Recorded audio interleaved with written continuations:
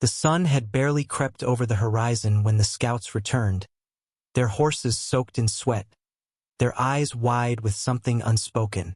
They spoke not in full reports, but in fragments, about gold catching the morning light, the sound of synchronized feet, and a line of warriors moving like a single, breathing entity. When Alexander the Great heard their final word, pomegranates, he stood still. He knew exactly what was marching toward him. The Immortals, Persia's legendary corps. 10,000 warriors whose reputation stretched across centuries and continents. They weren't just an elite fighting force, they were living myth. To face them was to face the embodiment of Persian power, tradition, and unbroken precision. To most generals, they were an enemy. To Alexander, they were a challenge written in gold. Greek histories had spoken of them with awe, not as individuals but as a presence cold, precise, and invincible. At Thermopylae, they had moved through narrow passes like smoke, cutting down Spartans with terrifying efficiency. Veterans whispered that they did not bleed, that when one fell, another stepped in before the body even hit the ground.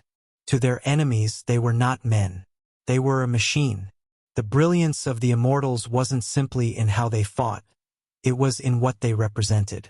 In a world where armies were often cobbled together in haste, the Persians had built something unprecedented, a permanent, professional military force. These men were not drawn from the nobility for glory or from the peasantry for numbers. They were selected, refined, sculpted like weapons. Their uniforms were not fashion. They were strategy. Identical tunics embroidered with symbolism, scale armor that caught the sun like fire, and spears topped with golden pomegranates. Each detail crafted to dazzle the eye and break the will. On the battlefield, they were a storm of silence and shine, designed to erode enemy morale before the first clash of steel. When Alexander's scouts saw them, they didn't describe warriors. They described an apparition, a mirage of discipline and order. Even the Macedonian king, who had swept across half the known world, felt a moment of cold calculation. This was not a force to be underestimated. This was Persia's soul, armored and advancing. But who were they beneath the armor? The truth was more extraordinary than the legend. The Immortals were not born, they were made. Selected not for noble birth, but for ability. Recruited from across the empire, they were tested through trials of endurance, intelligence, and loyalty. Only the best, the adaptable, the disciplined, the brilliant earned the right to wear the pomegranate. Their training never stopped. They lived together, ate together, fought together. They rehearsed battlefield formations until they could change ranks in total darkness. They learned languages to serve as diplomats. They studied astronomy to navigate deserts. And each one knew, if he fell, his replacement had already been training for years. The unit would never break its sacred number. 10,000. Always. What made them even more dangerous was the way they were embedded into the very fabric of the empire. They weren't just soldiers. They were administrators, spies, tax collectors, and provincial governors. Their reach extended from palace halls to remote border towns. When the Immortals arrived, order followed. And so did fear. Their loyalty was not transactional, it was cultural. Being an immortal was not a job. It was a calling. Their families received royal pensions. Their sons were educated in elite academies. They were permitted to dine at the king's table, consult on imperial policy, and influence the succession of power. They were, in many ways, the true architects of the empire. Their myth was carefully cultivated. Rumors of their supernatural abilities weren't discouraged, they were fed. The Persians understood that warfare wasn't just about weapons. It was about belief. To believe your enemy cannot be defeated is, often, to lose before the battle begins. The Immortals mastered that truth. And yet, for all their perfection, they were still human flesh beneath the steel. That was the paradox Alexander understood. He admired them not because they were inhuman, but because they had become more than human through design, discipline, and relentless preparation. He didn't see them as monsters. He saw them as the final boss of the ancient world. Now, as he stood gazing at the horizon, he wasn't facing just another army. He was confronting the weight of history, the accumulated might of an empire that had ruled unbroken for centuries. A golden tide of soldiers, identical in dress and deadly in silence, marched toward him, not in rage but in absolute certainty. This was the kind of moment history bends around. One side was a young conqueror who had never known defeat. The other, a force that had never known collapse. The clash wouldn't be measured in casualties, it would be measured in legacy. In whether myth could stand against momentum. As the light grew brighter and the glint of 10,000 spears lit the horizon, Alexander did not flinch. He simply smiled. For he knew the truth that few dared say aloud. This wouldn't be a battle of blood and steel alone. This would be the test of which vision of empire would define the world that followed.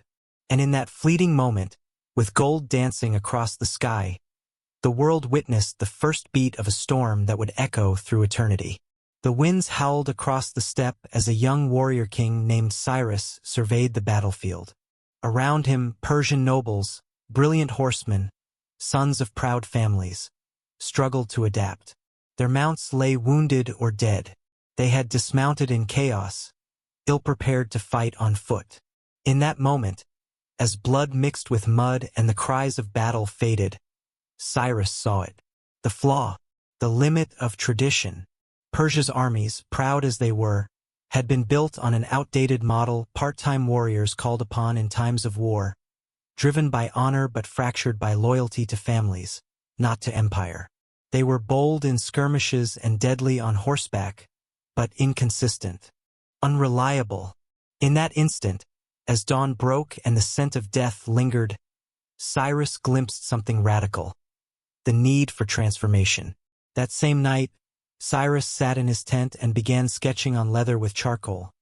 Plans, ideas, corrections. The outlines of a dream, not of greater numbers, but of greater purpose. What he envisioned would shatter centuries of military custom. He didn't just want an army.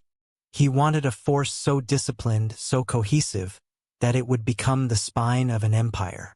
He imagined soldiers who didn't return to farms after war. Men who trained all year in all terrains.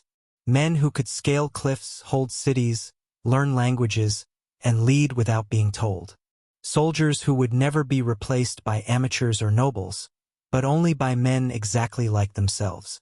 A perfect circle of discipline. And so, the foundation was laid.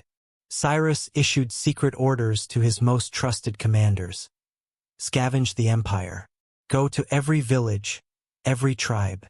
Find not just the strongest but the smartest, the most loyal, the most adaptable. Do not ask for birthrights. Ignore family names. Find the ones who survive the hardest winters and solve the most complex problems under pressure. This was revolutionary. In an age where lineage defined one's future, Cyrus had declared war on the very concept of inherited power.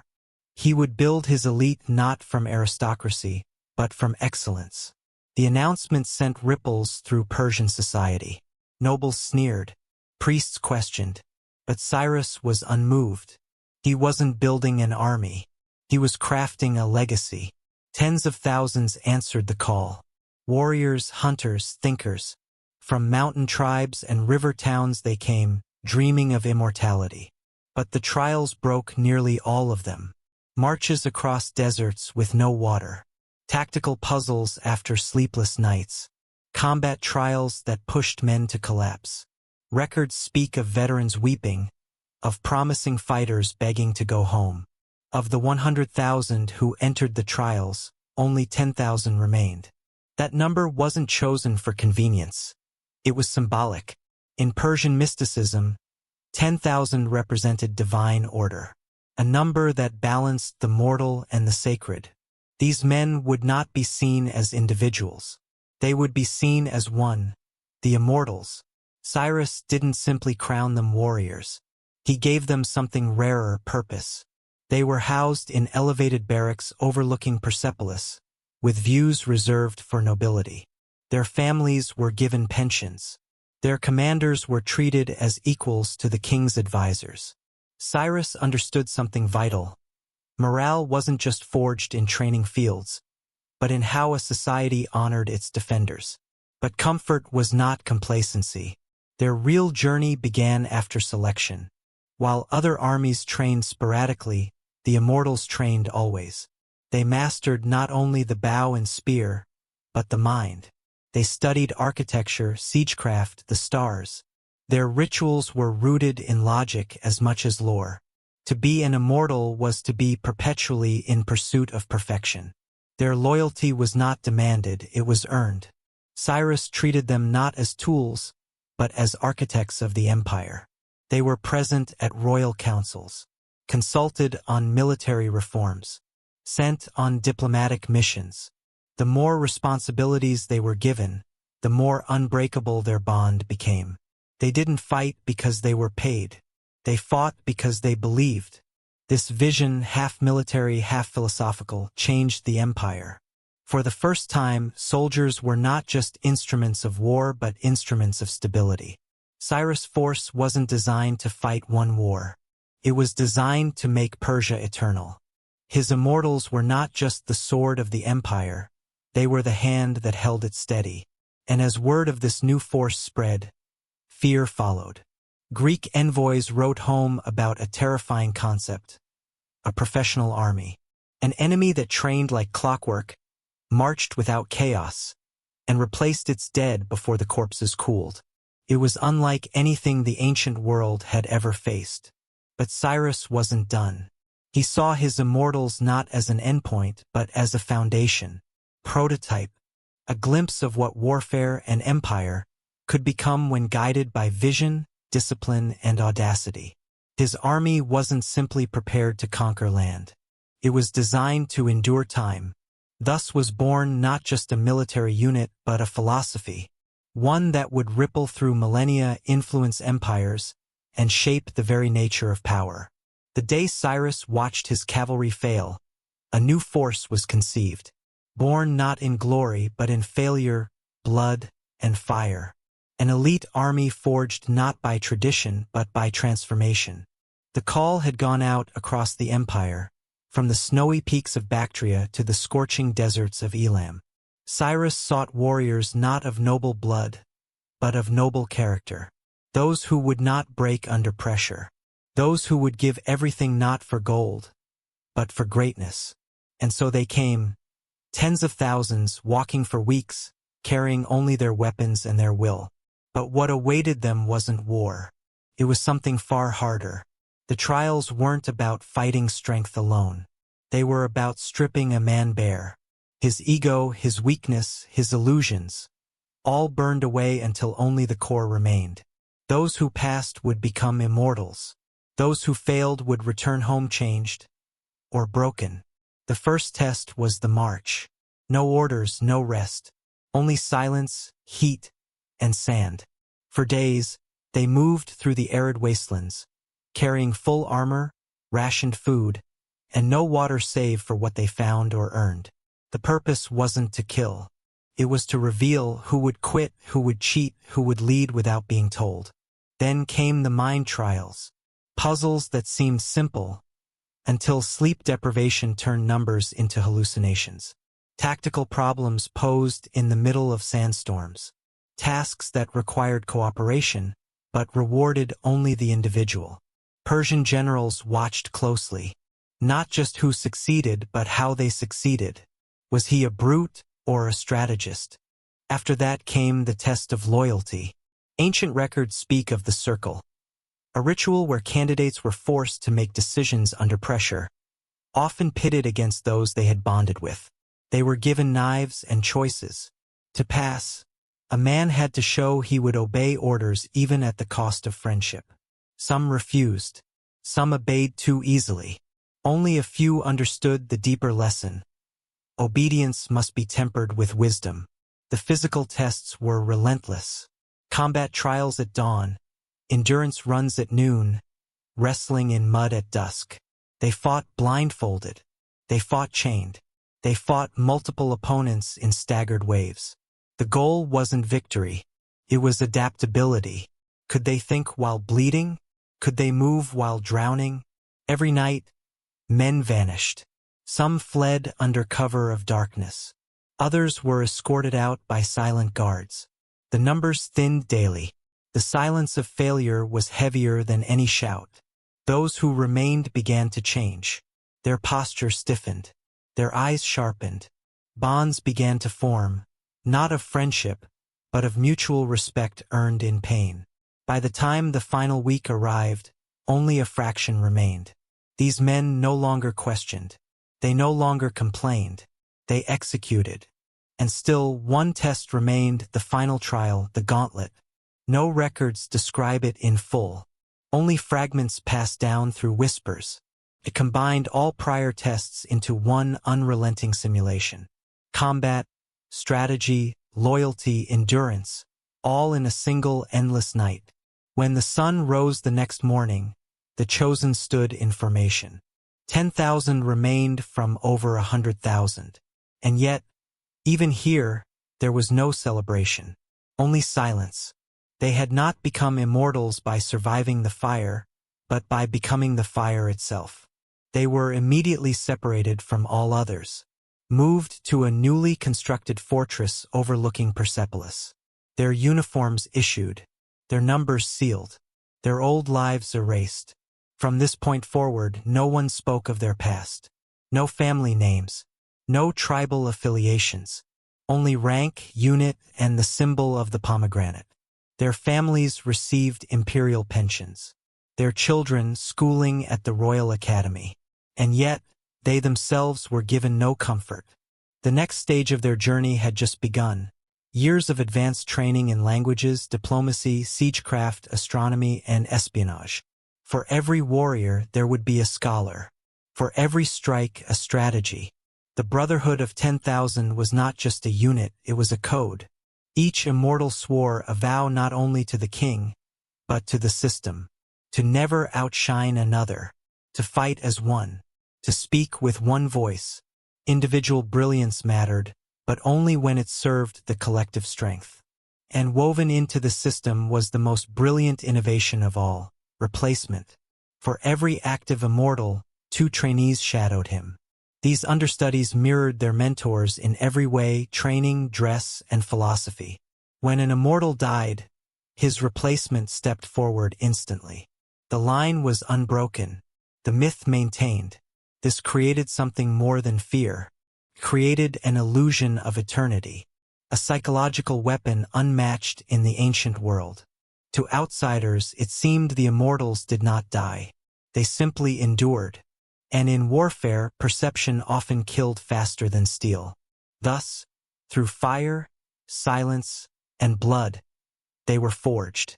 Not in haste, not in glory, but in a sacred process designed to purge weakness and elevate purpose.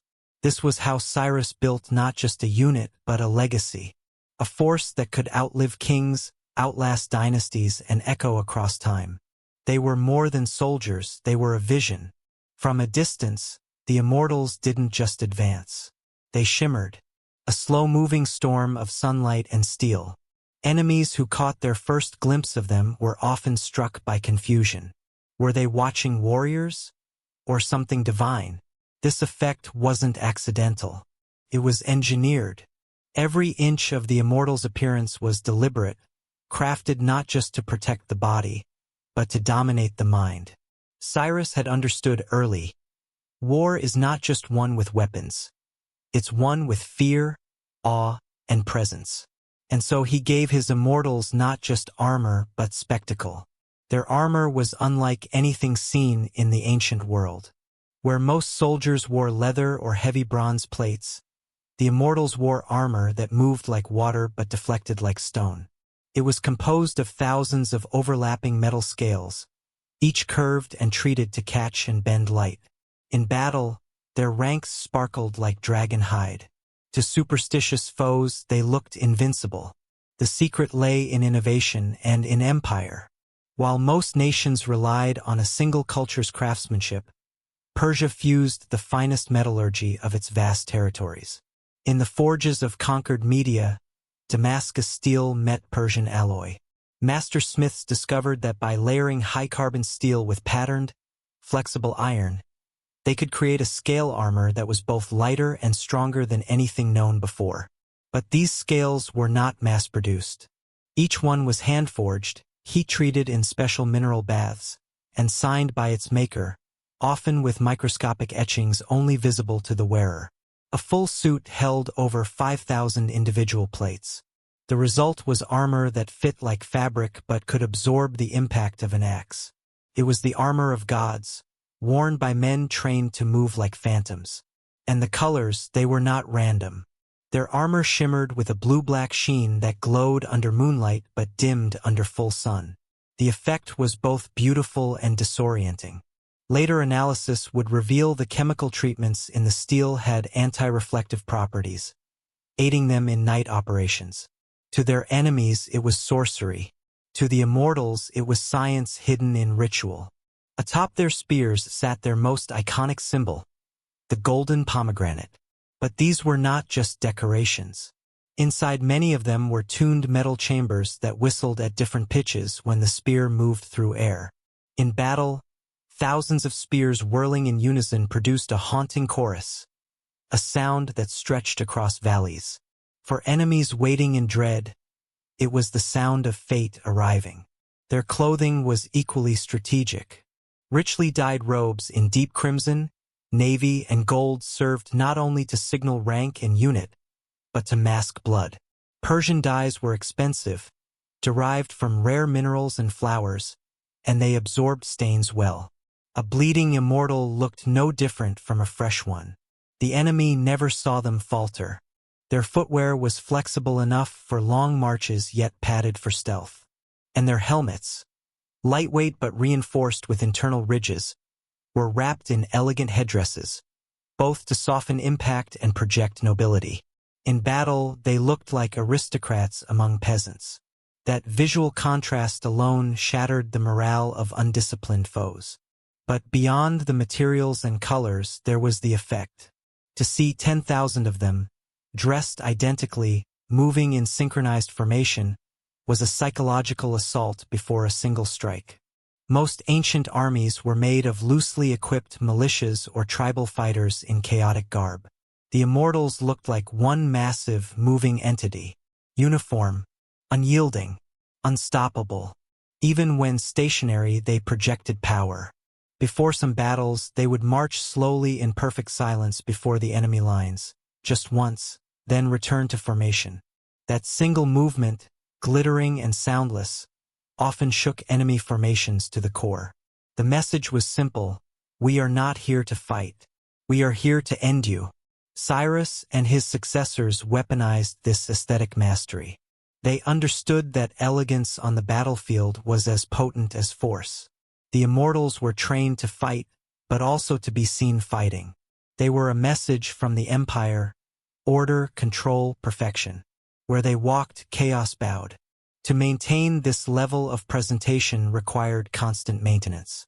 Each immortal was assigned 2 attendants, apprentices who cared for armor, polished metal, and performed rapid repairs after each engagement. This allowed them to move from battle to ceremony without missing a step. Their war gear was always parade-ready, and their parade gear was always war-ready. Their armor was never meant to evolve with fashion. It was designed to defy time. While other empires changed styles to match kings, the immortals remained visually unchanged for generations. This consistency fed their mythos. Across centuries, across conquests, they always looked the same. To those who faced them, it created the illusion that perhaps they truly were the same. In the end, their armor did more than protect the body. Protected the legend. Turned men into symbols, soldiers into myths. And it made one truth inescapable. Before a single blade was drawn, the immortals had already begun to win. They came without warning. No war drums, no horns, no boastful chants. Just dust on the wind, a shimmer of armor, and the low hum of discipline. By the time most enemies spotted the Immortals, it was already too late. Not because they were fast, but because they were everywhere at once. And yet, no one had heard them coming. The ancient world was used to chaos in warfare. Tribes charged with fury, militia screamed with adrenaline. But the Immortals? They moved like silence given form. To face them was to face something that obeyed no pattern of war previously known. They didn't just outfight their enemies, they outthought them. Their strength wasn't in overwhelming force. It was in unsettling precision. The Immortals rewrote battlefield logic. Where others charged straight, they curved. Where armies formed ranks, they dissolved into shifting clusters. They never followed a rhythm because they were trained to break it. Unpredictability was their shield. One of their most terrifying innovations was the use of controlled misdirection. Before a siege, they would spend days constructing elaborate towers, rams, and tunnels, only to abandon them at the last moment. Then, under cover of night, they'd strike from an unguarded cliff or breach a hidden gate. The enemy braced for one war and received another entirely. This mastery was first seen at the Siege of Sardis. The city sat atop sheer cliffs, its defenses long thought impregnable. Persian forces began their assault with conventional tactics, drawing the defenders' attention. But the Immortals had already scaled the unscalable, climbing in total silence overnight with grapples and handholds they'd rehearsed for years. By dawn, they were already inside. To the defenders, it was as if the mountain had given birth to ghosts. But their genius extended beyond tactics, it was psychological. The Immortals created fear before they ever struck. They choreographed their presence. They manipulated expectations. In some campaigns, they would perform mock drills just within sight of enemy walls. Flawless formations, impossible precision. Then disappear for days, letting the rumors grow before returning to conquer. Sometimes that alone was enough to force surrender. They were the first to weaponize perception. An army could be brave. But what good was bravery against something that didn't behave like an army at all? Something that never grew tired, never broke formation, never hesitated. Something that seemed to be more idea than flesh. And unlike most ancient forces, the Immortals didn't rely on size. They relied on flexibility. They could divide and operate in smaller cells for infiltration or reform as a massive wall of steel. Their formations could shift mid-battle, from defensive squares to aggressive wedges, within seconds, without shouting, without breaking pace. What enabled this was their system of silent communication.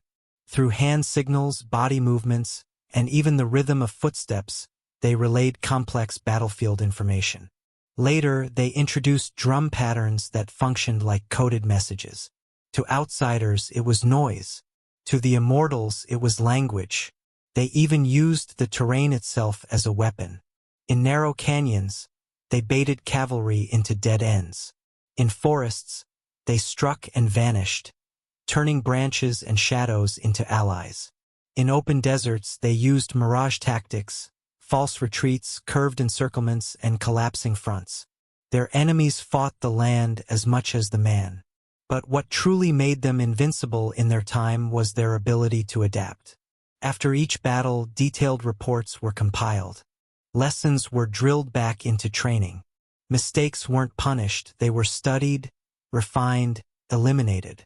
The Immortals didn't just train, they evolved. In real time, they had no need to chant loyalty, they proved it on the battlefield. When orders failed, they took initiative. When formations broke, they restored them. Each warrior knew how to lead if needed, and more importantly, when not to.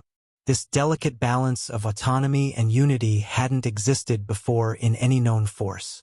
Most elite units in history burn fast and die young. They shine in one war, then vanish in the next. But the Immortals endured for centuries. Not because they never lost, but because they never stopped learning. They didn't treat warfare as tradition. They treated it as an art, one always open to revision. They were shadows made flesh, legends that marched. To see them on the battlefield was to witness something unshakable, unflinching, something not quite human. not because they were superhuman, but because they had turned discipline into instinct, and instinct into destiny. And so war itself began to change. Not because of how many they killed, but because of how they killed. The Immortals showed the world a new kind of battle, one waged not in rage, but in rhythm. A war where fear began long before the first strike, and lingered long after the last one fell. When a Babylonian ambassador arrived at Persepolis expecting a standard negotiation, he was surprised to find no bureaucrat waiting for him. Instead, he was greeted by a man in scale armor, eyes sharp, manner calm. The man spoke fluent Akkadian, quoted Babylonian star charts, and debated tax reforms as easily as military strategy. He was an immortal, and the ambassador quickly realized this was not just a soldier. This was the empire made flesh. The Immortals were not confined to barracks or battlefields. Cyrus and later Darius had seen their potential far beyond the sword. These men, trained to act as one, to think under pressure, to lead and obey with precision, were deployed into the heart of the empire itself. The battlefield was simply their introduction. Their true war was for stability, order, and influence. While other empires relied on nobles, local governors, or priests to run their domains, Persia entrusted its most critical functions to Immortals. Tax collection, infrastructure management, intelligence gathering, foreign diplomacy, these were not tasks for soft administrators. They were for men who understood pressure, discipline, and control. And so the Immortals spread quietly, efficiently, through the empire's veins. In remote provinces, their arrival brought silence. Not fear, but relief. Bandits fled. Corruption disappeared. Roads were repaired. Crops were counted. Justice, swift and incorruptible, replaced chaos. Their armor might have been absent, but their presence was unmistakable. They were the world's first hybrid soldier administrators. Men who could plan a military campaign one day and inspect irrigation systems the next. They could translate regional languages, resolve tribal disputes, and negotiate trade deals, all before dusk. They carried swords not just for war, but for order. This adaptability wasn't luck, it was designed. Each immortal was required to learn at least 3 languages, study astronomy, and master the cultural etiquette of at least a dozen ethnic groups within the empire. They were taught how to read temple codes, negotiate with priests, and interpret tribal customs. No other empire had attempted this level of cross-cultural training. In effect, they became the empire's nervous system, relaying information from the fingertips of distant provinces back to the imperial brain. Their silent communication techniques, honed on the battlefield, were repurposed to transmit sensitive political intelligence. A single hand gesture during a royal audience could activate a chain of relayed signals that would reach the borderlands in hours. This made them invaluable but also dangerous. Some Persian nobles saw the Immortals as a quiet threat. They couldn't be bribed. They followed no local loyalties. And most frightening of all, they were always watching. In the palace, on the roads, among the merchant class, there were whispers that the Immortals were everywhere. But they didn't need fear to rule. They had competence. Cities once plagued by famine thrived under their administration. Trade routes became safer. Taxes became predictable. They even supervised schools, funded architects, and championed scientific research. In time, the golden pomegranate standard came to symbolize not just power but progress. Their intelligence network was the most advanced of its era. While others relied on rumor or slow-moving scribes, the Immortals created a multi-layered communication system using writers, code drums, and embedded field agents. It resembled a modern intelligence agency more than a royal court. Information flowed constantly, an empire whispering to itself. In fact, their signal code was so refined it later formed the basis for Persia's postal system. From battlefield drums to city beacons, they could coordinate movements, announce threats, and synchronize responses in hours rather than weeks. In a land as vast as Persia, this wasn't just convenience, it was survival. Their role in court politics grew, but never through ambition. Immortals didn't rise by scheming, they rose by proving. A commander who managed a province with brilliance might be assigned to oversee national logistics. Another who defused a rebellion without bloodshed might become the king's chief strategist. They climbed by competence, not conspiracy. To prevent the decay of power, the Immortals even pioneered a system of rotating governorships. No one held power in one region too long. This kept loyalties fresh, corruption low, and ensured that no region ever became too independent. Every few years, one immortal stepped down and another took his place, continuing the work without disruption. Through all this, they never stopped training. Even while managing cities, they practiced combat drills. Even while drafting tax reforms, they reviewed tactical updates from the frontier. They remained soldiers in mind and spirit, ready to return to war with a moment's notice. In time, the people came to understand something remarkable. When the Immortals appeared, things improved. Whether it was a border skirmish, a famine, or a scandal in court, the Immortals handled it swiftly and cleanly. They weren't saviors. They were solutions. And so, as their legend grew, a new truth emerged. Perhaps their greatest battlefield wasn't land or sea. It was civilization itself. The Immortals weren't merely preserving the empire. They were refining it from within, one decision at a time. At midnight, while the rest of the empire slept under a blanket of stars, 10,000 Immortals awoke in silence. No trumpets, no shouted commands. Their first test of the day wasn't a drill or a march. It was to assemble in perfect formation without making a sound. Not a single clink of armor. Not a single footstep out of place. Those who failed would spend the next day in full armor under the scorching desert sun. Running, climbing, repeating drills until muscle remembered what pride had forgotten. This wasn't punishment. It was recalibration.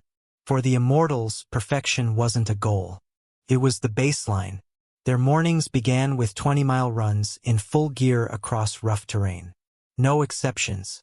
After that, they swam across rivers wearing armor, learning to keep their breathing steady, their minds calm. Then came climbing drills, scaling fortress walls while carrying wounded comrades, simulating rescues under siege conditions. But it was the afternoon exercises that truly revealed the genius of their training. Where other armies practiced formation fighting and archery, the Immortals rehearsed scenarios.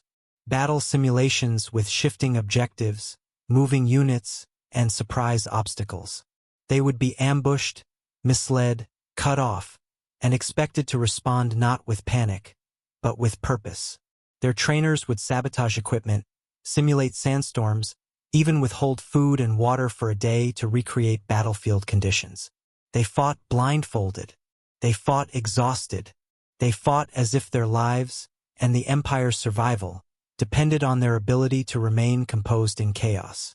In one chamber beneath Persepolis, acoustic engineers of the ancient world built sound-controlled arenas where trainees would learn to fight by listening, tracking enemies by footsteps, breath, and the echo of movement.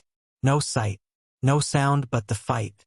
These techniques made them deadly in caves, forests, and the black of night. And their drills weren't always physical. Each Immortal was required to solve tactical puzzles under extreme stress. They were woken in the middle of the night, handed incomplete maps or battle reports, and asked to make command decisions while under noise, flashing light, and simulated confusion. They weren't just training warriors. They were building commanders. The cornerstone of their training was rotation. Every 3 months, each Immortal switched roles. Archers became spearmen. Cavalry shifted to infantry. Scouts trained in siege engineering. This constant movement created warriors who could do everything and adapt to anything. This system created battlefield unpredictability. An enemy who believed they were facing light infantry could suddenly find themselves under heavy cavalry assault. What looked like a formation of archers might suddenly form a shield wall and charge. The Immortals didn't just learn versatility. They became it. Even their meals were designed for performance. Persian physicians crafted their diets using ingredients gathered from across the empire fermented maize milk to boost stamina, rare honey from Himalayan cliffs to improve night vision.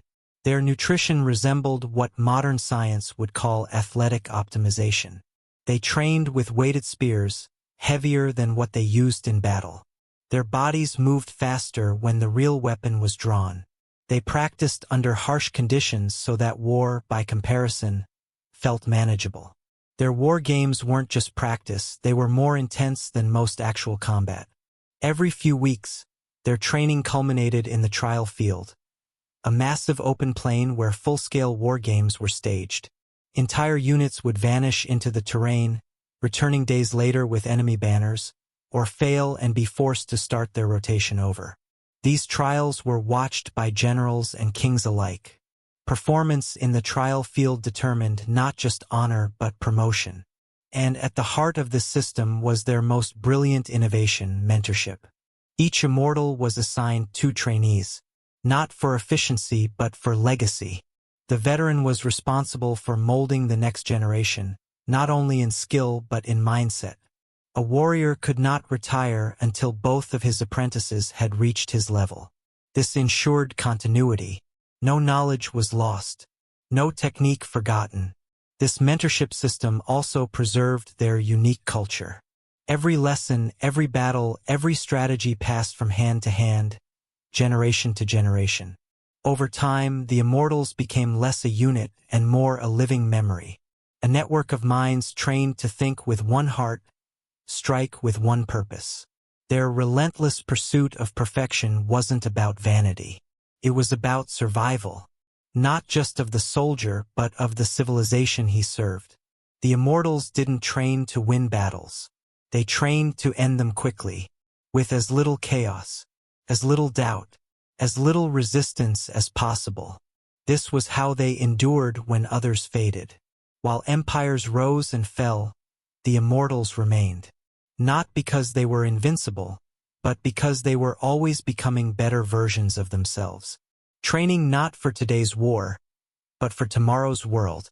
They moved like whispers on the wind, appearing where they were least expected, striking without delay, vanishing before the dust had settled.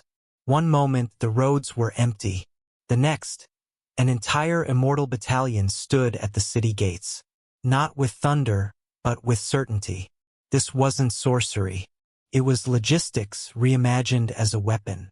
While other ancient armies were chained to their supply wagons, struggling to move across unpredictable terrain, the Immortals had mastered something their enemies hadn't even begun to understand: logistical precision. They could move faster, strike harder, and sustain longer campaigns not because they had more, but because they used less with greater planning. They didn't just march with supplies, they marched with systems. Their quartermaster corps calculated the daily needs of every man down to the handful of grain, the length of cloth, the precise amount of water for both training and combat. It was a science long before science had a name. Supply depots were not built when battles began. They were prepositioned. Along routes known only to the Immortals, caches of rations, spare weapons, arrows, and medical supplies waited silently. Maintained by agents disguised as merchants or travelers, these hidden storehouses turned deserts into corridors and mountain passes into highways. The Immortals weren't bound by rivers or valleys. Their engineers could build mobile bridges from modular units carried by pack animals. They constructed floating platforms for water crossings and collapsible towers to scale cliffside strongholds. Their battlefield mobility blurred the line between infantry, cavalry, and engineers. They timed their marches not by day, but by temperature and terrain. In burning heat, they moved at night. In dense forests, they split into columns and flanked paths known only to scouts trained since childhood. They avoided the obvious, chose the improbable, and always arrived before the enemy expected them to. Perhaps their most terrifying feat was their ability to disappear. An entire division could melt into the wilderness and leave no trace. Horses walked backward in sand to mask direction. Campfires were built in underground pits. Cooking smoke was filtered through tree canopies.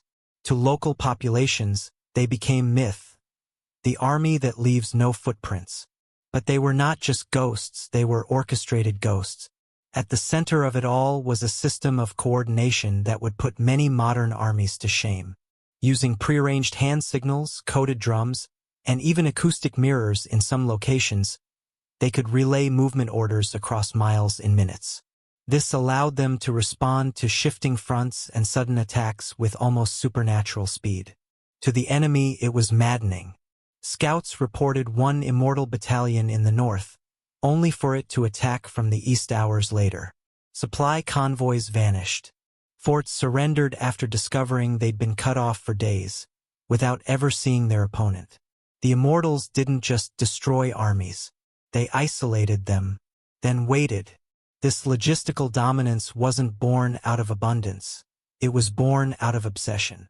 Immortal quartermasters were trained like battlefield tacticians. They studied geography, agriculture, trade flows. They knew which villages grew surplus grain, which wells ran deepest, and which routes flooded in spring. Their supply maps were as valuable as their weapons. They even developed rations designed for movement, concentrated dates, salted lamb, fermented milk tablets. Lightweight, high in energy, resistant to spoilage. With these, an immortal could march for days without resupply. And when needed, they could live off the land with ruthless efficiency, knowing which plants healed and which killed. In war, speed is often mistaken for recklessness. But the Immortals moved fast because they planned slow.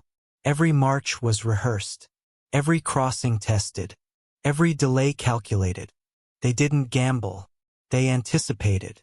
And because they moved as one, their movements became unpredictable. No general could outmaneuver them because the Immortals didn't follow conventional routes. They took the path of greatest advantage, not least resistance. Mountains, rivers, enemy lines, none were barriers. They were simply variables to solve. That's why the term Ghost Army followed them. Not because they vanished, but because by the time you saw them, you were already surrounded.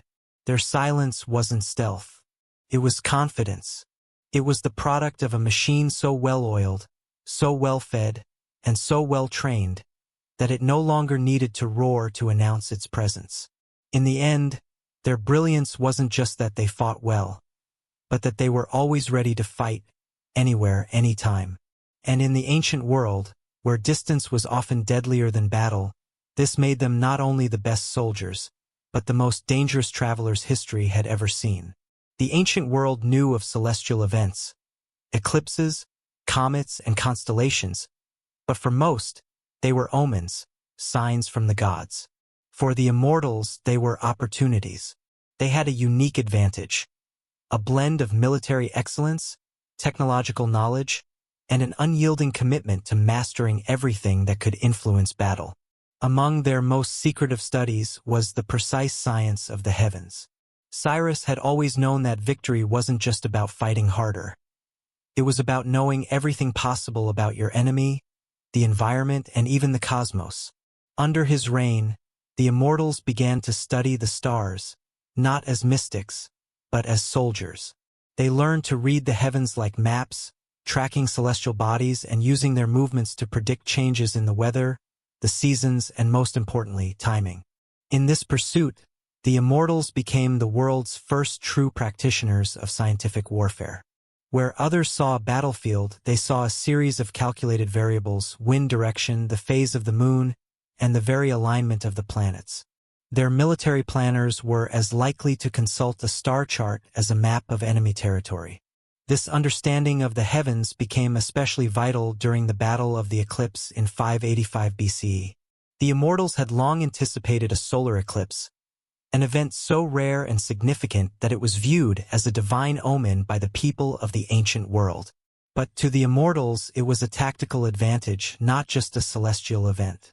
They understood the psychology of battle, and the fear that such an event could sow in their enemies. As the battle began, the Immortals knew exactly when the sun would begin to fade, when shadows would stretch unnaturally, and when the darkness would descend on the battlefield. At the precise moment of the eclipse, they launched a devastating attack, exploiting the panic of the enemy, whose soldiers were paralyzed by what they thought was an unnatural phenomenon. The sun had vanished, and with it, their confidence. For the Immortals, the eclipse wasn't just a sign, it was a tool. Their ability to time their assault with the eclipse turned it into a moment of psychological warfare. The fear of the darkened sun, combined with the Immortals' unrelenting precision, shattered the morale of their opponents. By the time the sun returned, the enemy was already in disarray, their lines crumbling under an assault they could neither predict nor withstand. It wasn't just eclipses they studied. The Immortals charted the stars for months, predicting wind patterns that would aid their archers, mapping the phases of the moon to time their assaults for optimal visibility, and understanding how the alignment of the planets could influence tides or rainfall that might affect their campaigns. They used astronomy not just to navigate, but to dominate the battlefield. By aligning their movements with the stars, they created a mystique of foresight. Their enemies believed the Immortals knew the future. To the Immortals, it was a calculated science. Their mastery of the skies became part of their psychological arsenal. The Immortals weren't just men. They were seen as men who could command the heavens.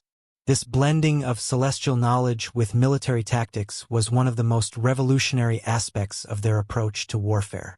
While other armies relied on brute force or sheer numbers, the Immortals harnessed the cosmos. They understood that timing was as important as strength. By synchronizing their attacks with natural events, they created an aura of invincibility.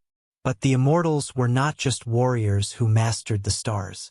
They turned this knowledge into real-world tools. They used astronomical data to build better fortifications, knowing exactly when the weather would change or when natural barriers could be used to their advantage. The shifting winds were no longer obstacles. They were opportunities. Their use of astronomy to guide military strategy was so advanced that their methods continued to influence later empires. The Romans, much like the Persians, incorporated astrology into their tactical planning. The knowledge passed from the Immortals to those who sought their expertise, creating ripples through history that shaped the way warfare was understood in later centuries. As their reputation grew, so did the legend.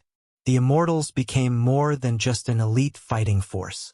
They became oracles of war, able to predict not only the movements of the enemy but the very forces of nature itself.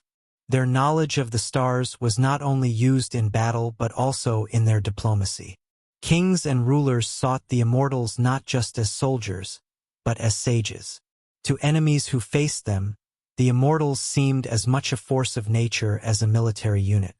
Their ability to anticipate every shift in the battlefield, from the weather to the heavens, created a fear of the inevitable. They weren't simply fighters, they were agents of fate, masters of time and space. And that fear was often enough to tip the balance of war before a single weapon was drawn. But the brilliance of their approach was this. The Immortals knew that warfare wasn't just about fighting the enemy. It was about understanding the world around you. And to understand the world, one had to understand both the seen and the unseen. Through the study of astronomy, the Immortals had given themselves the power to bend time, to manipulate the rhythm of battle, and to strike fear into their enemies in ways far beyond brute force. This was their greatest achievement. Not only did they conquer empires, they reshaped the very nature of warfare itself, proving that knowledge, when wielded with precision, could turn the tides of history. The first time the Immortals saw a Greek hoplite phalanx, they didn't recognize it as a threat. It looked too rigid, too slow, too inflexible. What kind of army needed that much bronze just to move forward? Persian commanders scoffed. But the Immortals, trained to observe more than react, watched in silence. And then came the Battle of Marathon. It was supposed to be a show of overwhelming Persian superiority. The Immortals, among the best-trained units in the empire, advanced with their usual confidence. Light on their feet, fluid in movement, ready to encircle and dismantle as they had done to countless others. But something strange happened. The Greeks didn't break. The hoplite phalanx, a wall of overlapping shields and bristling spears, held firm. Blow after blow, maneuver after maneuver, the Greeks stood their ground. When the Persians attempted their signature flanking tactics, the rigid wall adjusted just enough to deny them space. It was brutal, suffocating, and utterly alien. The Immortals had met their match, not because the Greeks were stronger, but because their system was unlike anything the Persians had faced. It was simplicity forged into discipline. The phalanx turned ordinary men into a single armored organism, and its stubbornness rattled even Persia's most seasoned veterans. But the Immortals were not designed to crumble. They were designed to adapt. Rather than dismiss the Greek method, they studied it. Captured shields and weapons were analyzed. Wounded Greek soldiers were interrogated. Persian officers observed drills from a distance, puzzled by the tight formations and communal rhythm. Then came a bold move, hiring Greek mercenaries to teach them their own system. The Immortals began to train against mock phalanxes. They simulated direct clashes, analyzing not just how to beat the formation but how it thought. They realized something crucial. While the phalanx was strong head-on, it was blind from the flanks and brittle in long engagements. It was a lion from the front and a lamb from behind. With this insight, the Immortals developed hybrid tactics. Lighter troops were restructured into fast-reacting cells. Their cavalry, previously used for sweeping maneuvers, began coordinating with infantry to bait and pull phalanx units out of formation. They turned what was once a wall into a puzzle and then into a trap.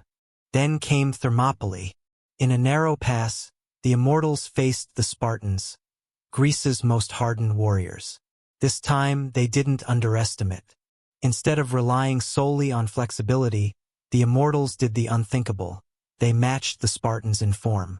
Their armor was modified, their weapons shortened, their formations tightened.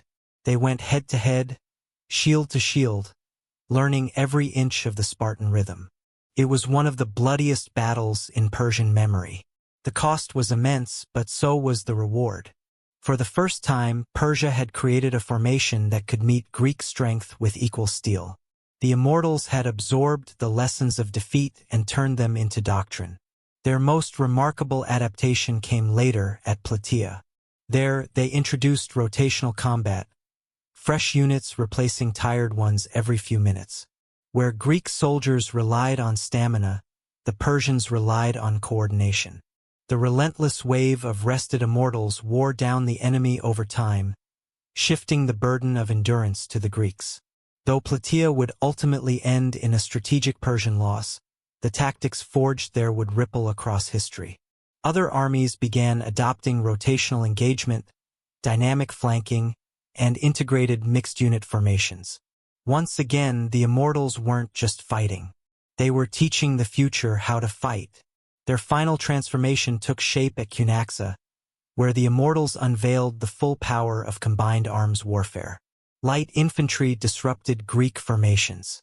Cavalry broke their momentum, and Immortal units, now fluent in both Persian speed and Greek rigidity, shifted between roles mid-battle.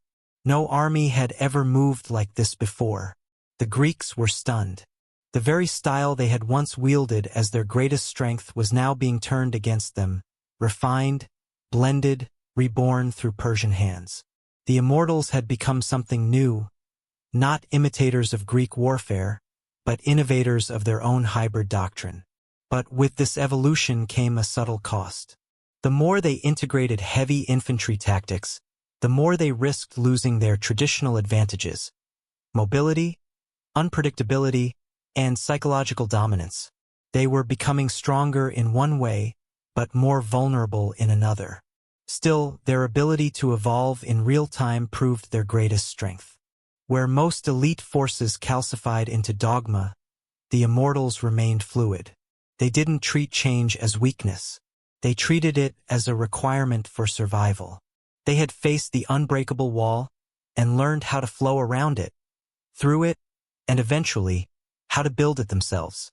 In doing so, they did what few forces in history have ever managed. They reinvented themselves without losing their soul.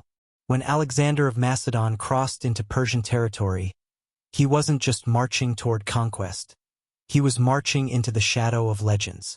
He had studied the Immortals, He knew their tactics, their legacy, their rhythm. What he didn't know was whether they still were the force the ancient world once feared, or whether time had begun to dull their edge. The Immortals, for their part, had studied him as well. They knew he was no ordinary commander. This was not some overconfident invader. They were facing a man who had devoured the tactics of every civilization he encountered, a man who fought like a storm with a plan. Their first real clash came at Issus, where the two great forces met under the bruised sky of a narrow coastal plain. The Immortals did not come with bluster. They came with calculation. They had anticipated Alexander's famed oblique advance. They had mirrored his wedge formations, and even trained to counter his signature feigned retreats. But Alexander did something no strategist expected. He abandoned his own playbook. He sent his cavalry charging headlong into what had been an obvious trap. It made no sense. The Immortals' entire strategy was built to absorb and counter conventional Macedonian tactics. But Alexander didn't give them the battle they had trained for. He gave them chaos. Calculated, violent chaos. The Immortals reacted with brilliance. One battalion held off Alexander's companion cavalry for 6 hours, refusing to collapse even when flanked. Another executed a fighting retreat so fluid that Macedonian officers mistook it for an advance. The Immortals adapted in real time, but so did Alexander at a speed and audacity no one could match. He wasn't playing chess. He was flipping the board mid-game. The battle could have gone either way, but where the Immortals fought to preserve an empire, Alexander fought to create one. That difference in momentum, in hunger, tipped the scale. Darius fled. The Persian lines buckled. But even in retreat, the Immortals didn't break. They formed rotating rearguard units, shielding the remnants of the Persian army with unmatched precision. The final great test came at Gaugamela, a vast open plain where both armies assembled with full force. The Immortals unveiled a new formation, the hollow square, a defensive structure that allowed them to fight on all sides, protect supply units within, and launch coordinated counterattacks without compromising structure. It worked. For a few unforgettable hours, they fought Alexander's war machine to a standstill. So impressed was Alexander that he ordered his officers to study the Immortals' new formation. This wasn't just respect, it was recognition. Even as he crushed Persia, he knew he was facing the best the ancient world had produced. In their discipline, he saw his own ambition reflected. But the Immortals, for all their brilliance, were caught in an existential bind. They had adapted too well to preserving an old order, and Alexander had come not to play within the system, but to obliterate it. He was faster, more flexible, and unbound by tradition. The Immortals were a masterpiece of order. Alexander was the embodiment of disruption. At the siege of Persepolis, the Immortals took on their final role, not as warriors, but as protectors of civilization itself. They coordinated the evacuation of scholars, artists, scrolls, and archives. They didn't flee, they preserved, because even in defeat, they understood what truly mattered. Their last recorded battle came not in a palace, but in a nameless mountain pass. A single battalion stood against the full weight of Alexander's forces, buying time for the Persian royal family to escape. They fought until they were surrounded, outnumbered, and spent. When it was over, Alexander ordered a monument to be raised. Here fought the bravest men we ever faced. The final Immortals were never captured. According to Persian legend, they vanished into the eastern deserts, carrying the last of the royal treasures. Rumors would surface for centuries of a mysterious force fighting with Persian tactics deep in Central Asia, even along the Silk Road. Some believe they reached China, becoming the seeds of foreign military traditions. What is certain is this: Alexander defeated the Immortals, but he never replaced them. Instead, he adopted much of their system, communications, administration, training structures. He understood that while he had crushed the body of Persia, its soul had been built on something too brilliant to simply discard. The Immortals were gone, but the template they created would be reborn in armies across history. In their final stand, The Immortals proved something greater than military might. They showed that legacy is not measured by survival, but by the mark left behind. And in Alexander's relentless advance, they saw their own shadow reshaped, rearmed, and now marching beneath a different banner. When the dust settled and Alexander stood over the ruins of Persepolis, he found more than fire-scorched columns and broken stone. He found scrolls filled with logistical data, diplomatic codes, military formations, and philosophical treatises, all authored, maintained, and updated by the very force he had just defeated. The Immortals were gone, but their fingerprints were everywhere. He didn't destroy their systems. He absorbed them, because even a conqueror as ambitious as Alexander knew the truth. The Immortals had not merely fought for Persia, they had built it. And now, the scaffolding of that empire would support his own. The Immortals had proven something no army had ever shown before, that a soldier could be more than a sword. He could be a scholar, an administrator, an architect of peace as much as of war.